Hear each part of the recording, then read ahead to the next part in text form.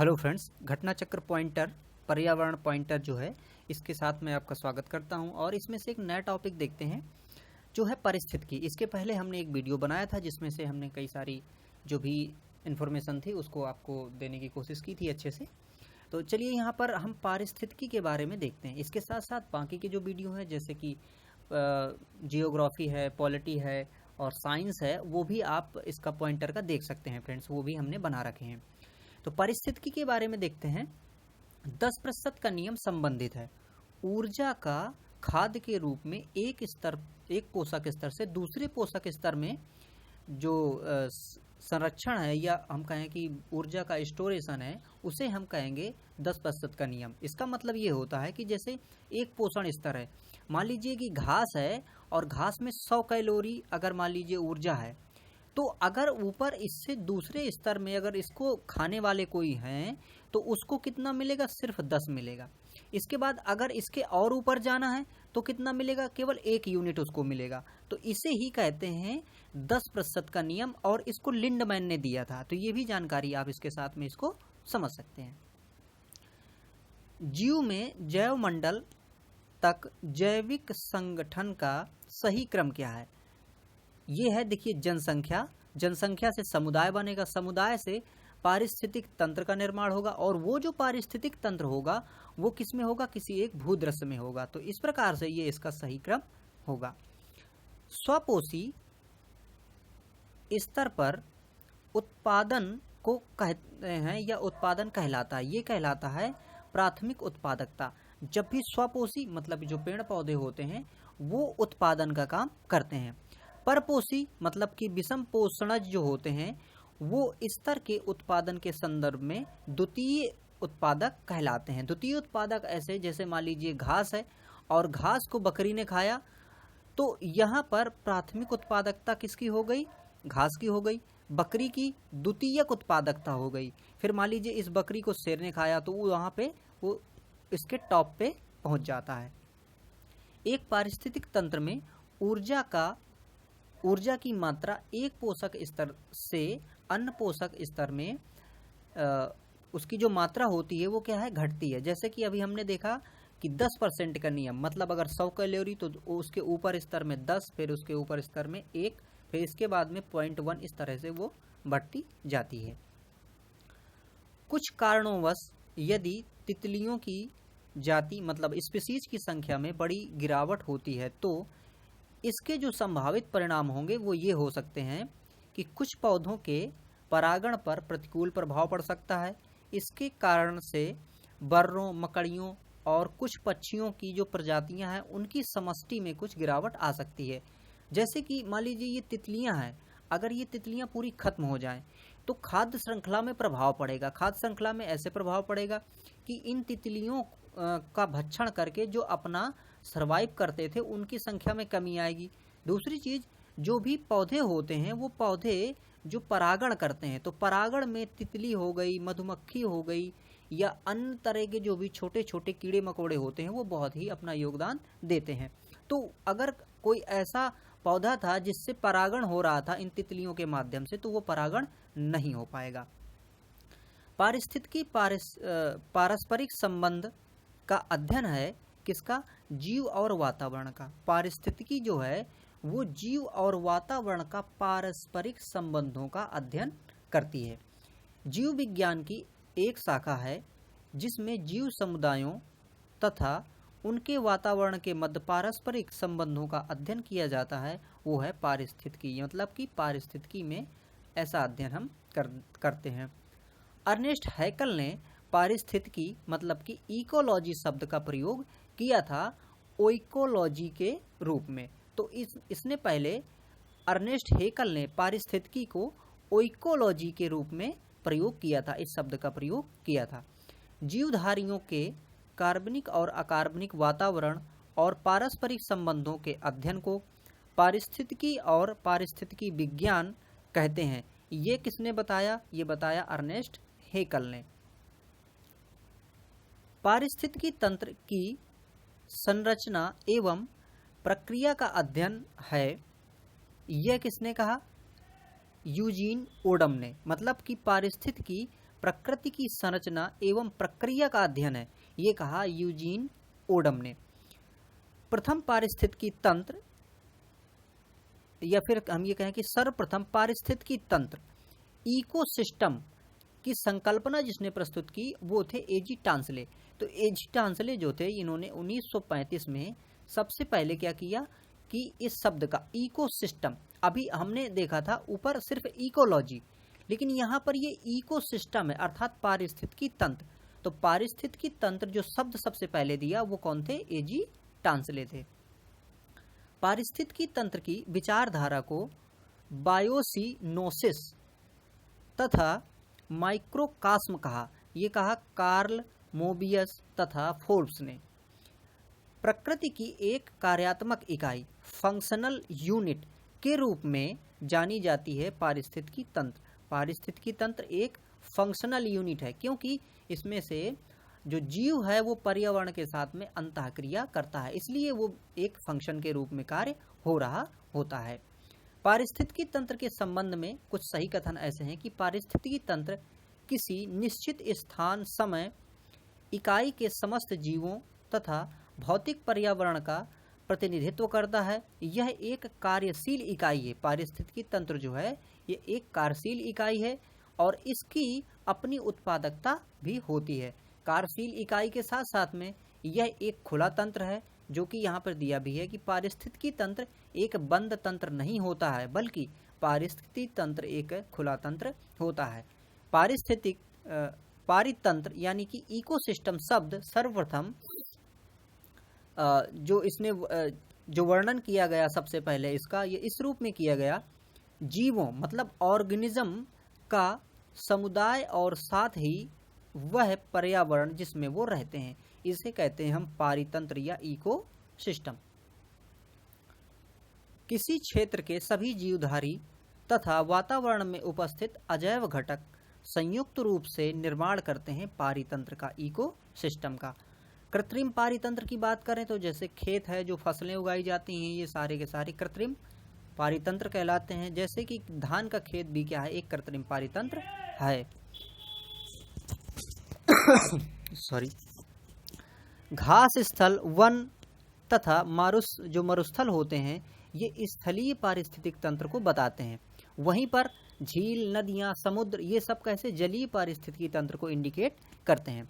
किसी निश्चित क्षेत्र में प्राणियों की संख्या की सीमा जिसे पर्यावरण समर्थन कर सकता है या फिर उसको सरवाइव कर सकता है, वो वहन क्षमता कहलाती है। मतलब कि किसी भी पर्यावरण में, किसी भी स्थान पे जितने जीव सही से सरवाइव कर सकते हैं बिना किसी प्रेशर के, उसे हम वहन क्षमता कहते हैं। बिना पर्यावरण की रुकावट के प्रजनन की क्षमता कहलाती है जैविक विभव। मतलब कि अगर कोई भी रुकावट पर्यावरणीय नहीं हो रही है और जनन का काम हो रहा है, तो उसे हम जैविक विभव या फिर बायोटिक पोटेंशियल उसको कहते हैं। एक पद जो केवल जीव द्वारा ग्रहण किए गए दिक स्थान का ही नहीं, बल्कि जीवों के समुदाय में उनकी कार्यात्मक भूमिका का भी वर्णन करता है, जो पारिस्थितिकी कर्मता कहलाती है। पृथ्वी के सर्वाधिक क्षेत्र में फैला हुआ जो पारिस्थितिकी तंत्र है वो समुद्र या सागर है, क्योंकि सबसे बड़ा क्षेत्र इसी का है। अगर पूरी हम पृथ्वी की बात करें तो उसमें से लगभग 71% में इसका क्षेत्र पाया जाता है। पृथ्वी पर विद्यमान जल मंडल मतलब कि हाइड्रोस्फीयर में समुद्री जो जल है वो कितना है, 97% है। 97% जल समुद्र में पाया जाता है और 3% या इससे भी थोड़ा कम जो जल है वो हमें प्योर रूप में मिलता है। फिर इसके बाद में इसका भी बहुत बड़ा मात्रा में जो है वो ग्लेशियर के रूप में जमा हुआ है। फिर जो नदियों में है, तालाबों में है या फिर भूमिगत जल है वो कुछ मात्रा में पाया जाता है। इसीलिए जो स्वच्छ जल पेय योग्य जो पानी है उसकी कमी है। समुद्र में सर्वाधिक व्याप्त जो लवण है वो है सोडियम क्लोराइड, है ना। जो नमक मिलता है सोडियम क्लोराइड NaCl, वो समुद्र में सर्वाधिक मात्रा में पाया जाता है। पारिस्थितिकी संतुलन बनाए रखने में मदद करता है। कौन करता है? वनारोपण, वर्षा जल प्रबंधन तथा जैवमंडल भंडार, ये करते हैं पारिस्थितिकी को सही बनाए रखने में मदद करते हैं।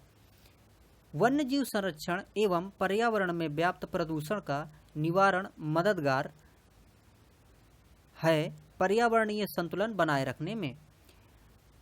भारत में पारिस्थितिकी असंतुलन का एक जो मुख्य कारण है वनोन्मूलन है। मतलब कि हमने यहाँ पे जो पारिस्थितिकी को नुकसान पहुँचाया है उसमें सबसे ज़्यादा जो योगदान है वो किसका है, वो वनोन्मूलन का है। मतलब वनों को हमने, पेड़ों को काट दिया है, इसलिए ऐसी स्थिति हो रही है। वह कार्य जिससे पारिस्थितिकी संतुलन बिगड़ता है वो है वृक्षों का काटना है, बहुत ज़्यादा औद्योगिकरण है, ये सारे जो काम है पारिस्थितिकी को डिस्टर्ब करते हैं। पारिस्थितिकी तंत्र मतलब कि इकोसिस्टम में उच्चतम पोषण स्तर किसको मिलता है, ये मिलता है सर्वाहारी को। सर्वाहारी चूंकि घास भी खाता है और वहाँ पर वो मतलब जीवों का भी आहार कर लेता है, इसलिए इसको सर्वोच्च पोषण स्तर मिलता है।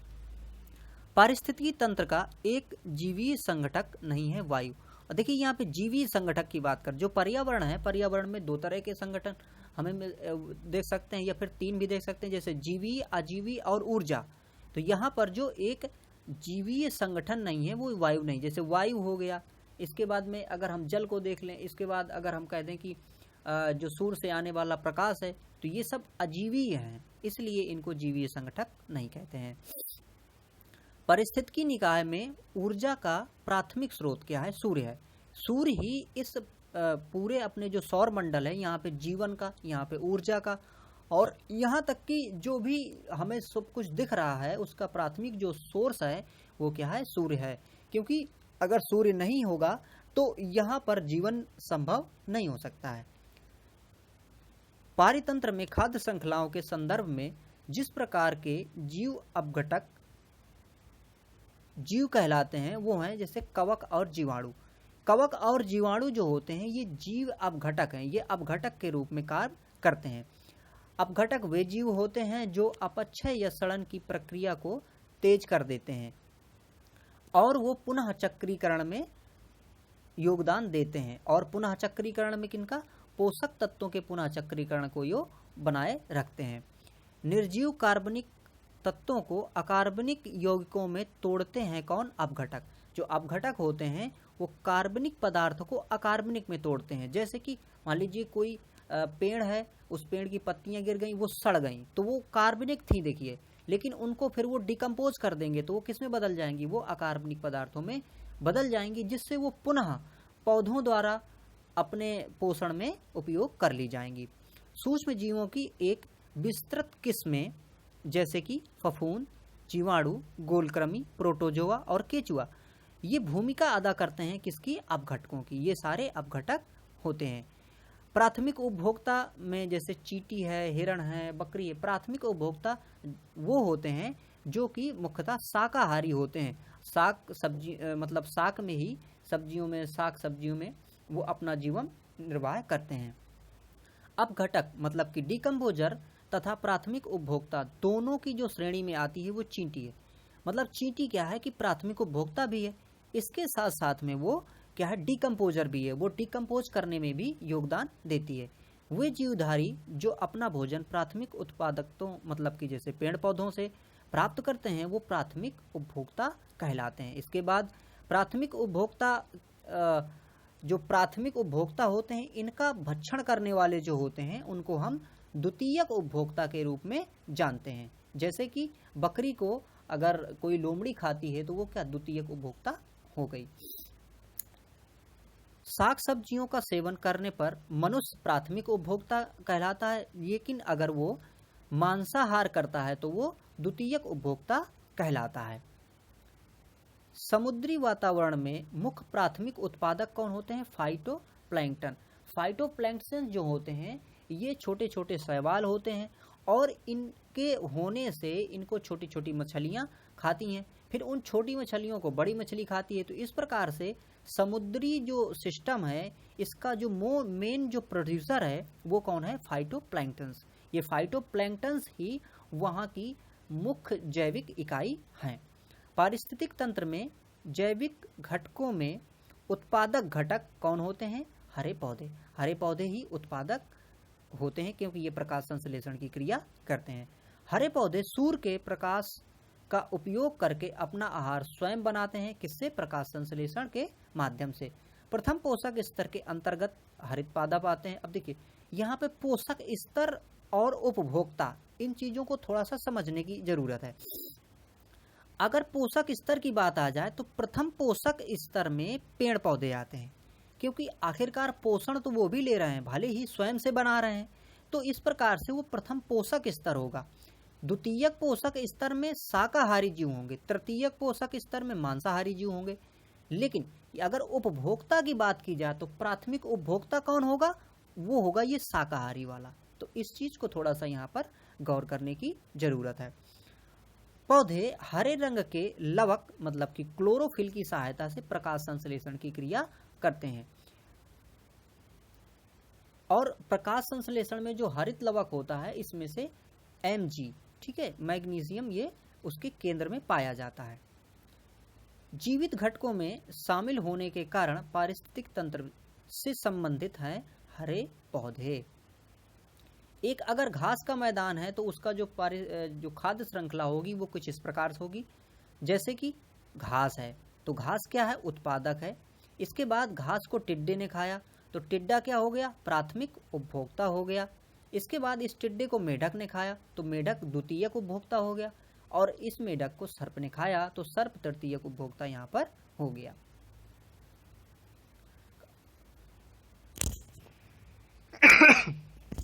सॉरी। ऐसे पदार्थ जिनके ऑक्सीकरण के पश्चात जीवधारियों को ऊर्जा प्राप्त होती है वो क्या है? फूड कहलाता है, भोजन कहलाता है। भोजन के माध्यम से ही हमें ऊर्जा प्राप्त होती है। जीवों द्वारा ऊर्जा का प्रवाह जो होता है वो एक दिशीय होता है। एक दिशीय का मतलब ये है कि जैसे घास है तो घास को यदि कोई बकरी खा रही है तो ऊर्जा का जो क्रम है वो इस तरह से बना। फिर अगर ये ऊपर को ओर जाएगा तब क्या होगा? एक दूसरा इसको कोई जीव खाएगा। तो यहाँ पर ये ऊर्जा का देखिए जो श्रृंखला है ये एक दिशीय होती है। ऊर्जा का जो क्रम है वो कैसा है? एक दिशीय होता है। जीव भार का पिरामिड जिस पारिस्थितिक तंत्र में उलट जाता है उसे तालाब का पारिस्थितिक तंत्र कहते हैं। देखिए जीव भार को अगर हम देखते हैं जलीय तंत्र में तो वो उल्टा हो जाता है। कैसे? जैसे कि वो कुछ इस तरह से बनता है। इसका आप देखिए कारण क्या होता है। मान लीजिए कि यहाँ पर क्या है कि जो छोटे छोटे शैवाल हैं वो शैवाल इधर पे बने और इन शैवालों की जो मात्रा होगी, देखिए शैवाल चूंकि तुरंत बनेगा फिर उसको कोई जीव खा जाएगा, खत्म हो जाएगा, फिर बनेगा, फिर बनेगा, इस तरह से इसकी प्रक्रिया होती रहेगी। तो यहाँ पर इसके एक जीवन काल के हिसाब से देखेंगे अगर तो इसका जीव भार जो होगा वो क्या होगा? कम होगा। इसके ऊपर मान लीजिए इस स्तर पर छोटी छोटी मछलियां हैं और इन छोटी मछलियों के ऊपर यहाँ पर एक बड़ी मछली है। तो इन छोटी मछलियों की जो प्रोड्यूसिंग होगी वो भी कुछ समय के लिए होगी, फिर वो इसके द्वारा चूंकि कंज्यूम कर ली जाएंगी तो वो कम हो जाएंगी। तो इस प्रकार से ये जो तालाब का पारिस्थितिकी तंत्र जो हो जाता है जीव भार के हिसाब से, कैसा? जीव भार के हिसाब से वो कैसा हो जाता है? ये उल्टा हो जाता है। लेकिन यहाँ पर एक चीज और, अगर हम इसी को अगर स्थल में देखें और स्थल में हम पेड़ का अगर वो तंत्र देखें तो पेड़ का तंत्र और पेड़ में जो पक्षी वच्छी रह रहे हैं इनको अगर देखें तो यहाँ पर चीजें बिल्कुल उलट हो जाएंगी। तो इस प्रकार से चीजों को उलट नहीं, वहां पर भी कुछ ऐसी ही बनेगी। जैसे कि संख्या के हिसाब से देखें और जीव भार के हिसाब से देखें तो चीजें थोड़ा सा कहीं कहीं डिफरेंस करती हैं। स्थलीय पारिस्थितिक तंत्र में जो जीव भार का पिरामिड होता है वो कैसा है? सीधा होता है। देखिए ऐसा बनता है। अब यहाँ पर ऐसा क्यों बनता है? जैसे कि मान लीजिए यहाँ पर क्या हुआ? जीव भार हुआ पेड़ पौधों का, ठीक है। तो पेड़ पौधों का जीव भार जो होगा वो बहुत ज़्यादा मात्रा में होगा। यहाँ पे मान लीजिए बकरियाँ हैं तो बकरियाँ उससे क्या होंगी? कम होंगी, जीव भार उनका कम होगा ना, वेट कम होगा। यहाँ पर अगर उसके ऊपर और हम जाएं तो यहाँ पे बाघ होगा मान लीजिए, तो बाघ और भी कम होगा जीव भार में। तो इस प्रकार से जो स्थलीय पारिस्थितिक तंत्र है वहाँ पर जीव भार का जो पिरामिड होता है वो इस तरह का बनता है, मतलब कि वो सीधा होता है। पारिस्थितिक तंत्र में डीडीटी का समावेशन होने के बाद किस एक जीव में उसकी संभवतः सबसे अधिक मात्रा हो सकती है या सबसे अधिक सांद्रता होगी, वो होगी सांप में। अब यहाँ पर देखिए समझने की बात यह है कि जो डीडीटी है, जैसे कि पेड़ पौधों में उसको क्या किया गया, स्प्रेड किया गया, फैलाया गया। इसके बाद में उसको टिड्डे ने खाया, तो टिड्डे में वो डीडीटी आके संग्रहित हो गई। अब टिड्डा तो खत्म हो गया। अब मान लीजिए कि एक पौधा था, इसमें से इसने 3 को खाया, 3 पौधों को खाया, ठीक है। तो इसमें 3 पौधों की डीडीटी आ गई। इसके बाद में क्या हुआ कि एक सांप था, नहीं, यहाँ पे मान लीजिए मेढक था, तो एक मेढक ने मान लीजिए कि 10 टिड्डे खा लिए, तो 10 टिड्डों का जो डीडीटी था वो किस में आ गया, मेढक ने खा गया, मेढक पे आ गया। इसी मेढक को मान लीजिए सर्प खा रहा है और मेढक कई सर्प खा गया, तो यहाँ पर सबसे ज्यादा सांद्रण हो जाएगा किसका, डीडीटी का। तो इस प्रकार से ऊपर जैसे हम जाते जाएंगे तो डीडीटी का सांद्रण बढ़ता जाएगा। जब कुछ प्रदूषक आहार श्रृंखला के साथ सांद्रता में बढ़ते जाते हैं और ऊतकों में जमा हो जाते हैं, तो इस घटना को कहते हैं जैविक आवर्धन। देखिए जो अभी हमने देखा इसमें से वो जैविक आवर्धन का ही रूप था। जैसे हमने डीडीटी का उदाहरण देखा कि पौधों में, फिर टिड्डे में, फिर मेढक में और फिर इसके बाद में सर्प में। डीडीटी जैसे प्रदूषक होते हैं जैव अनिम्नीकरण। अब देखिए ये जैव अनिम्नीकरण का क्या मतलब है कि ये बायोडिग्रेडेबल नहीं होते हैं, मतलब कि डिग्रेडेबल ना होने का मतलब कि ये डिस्ट्रॉय नहीं होते हैं। पारिस्थितिक तंत्र का मित्र नहीं है कौन, यूकेलिप्टस। यूकेलिप्टस को उसकी अत्यधिक जल ग्रहण शक्ति के कारण पर्यावरण का शत्रु उसको कहते हैं। वृक्ष जो पर्यावरणीय संकट है वो कौन है, यूकेलिप्टस। लैंटिक आवास का उदाहरण है तालाब एवं दलदल। स्थिर जल के आवास लैंटिक आवास के अंतर्गत आते हैं, जैसे कि आर्द्र भूमि है, तालाब, झील, ये सब लैंटिक आवास के रूप में जाने जाते हैं। बहते जल का आवास लैंटिक आवास कहते हैं। और इसमें से क्या आता है, नदी। नदी जैसे क्या है, एक बहते हुए जल का लैंटिक आवास है। दो भिन्न समुदायों के बीच का संक्रमित क्षेत्र जो होता है वो इकोटोन कहलाता है। सर्वाधिक जो स्थायी पारिस्थितिकी तंत्र है वो कौन सा है, सागर या समुद्र है। पारिस्थितिक तंत्र में तत्वों के चक्रण को कहते हैं जैव भू रासायनिक चक्र। जल चक्र को ओडम ने सम्मिलित किया है गैसीय चक्र में। जो चक्र होते हैं, जैसे कि देखिए कार्बन जो होता है वो भी गैसीय, कार्बन डाइऑक्साइड गैसीय चक्र में आता है। इसके बाद जो अगर फास्फोरस की बात करें तो वो ठोस चक्र में आता है। इसी प्रकार से जो जल है वो कैसा है, गैसीय चक्र, क्योंकि इसका एक जगह से दूसरे जगह जो चक्रण होता है वो गैसीय माध्यम में होता है। पारिस्थितिकी संतुलन से संबंधित नहीं है औद्योगिक प्रबंधन। पारिस्थितिकी स्थायी मितव्ययिता है, यह किस आंदोलन का नारा था, ये था चिपको आंदोलन। देखिए पारिस्थितिकी स्थायी मितव्ययिता है, ये चिपको आंदोलन का उदाहरण था जो कि उत्तराखंड में चलाया गया था। सुंदरलाल बहुगुणा इसके प्रणेता थे। नर्मदा नदी के ऊपर जो बहुउद्देशीय परियोजना बनाई गई थी उसके लिए, उसको रोकने के लिए नर्मदा बचाओ आंदोलन एक चलाया गया था। तो फ्रेंड्स ये वीडियो था, इसके आगे हम और भी जो इसमें कंटेंट रहेगा आपको बताते जाएंगे। तो फ्रेंड्स इस वीडियो को आपने देखा, आपका बहुत बहुत धन्यवाद। Thank you for watching.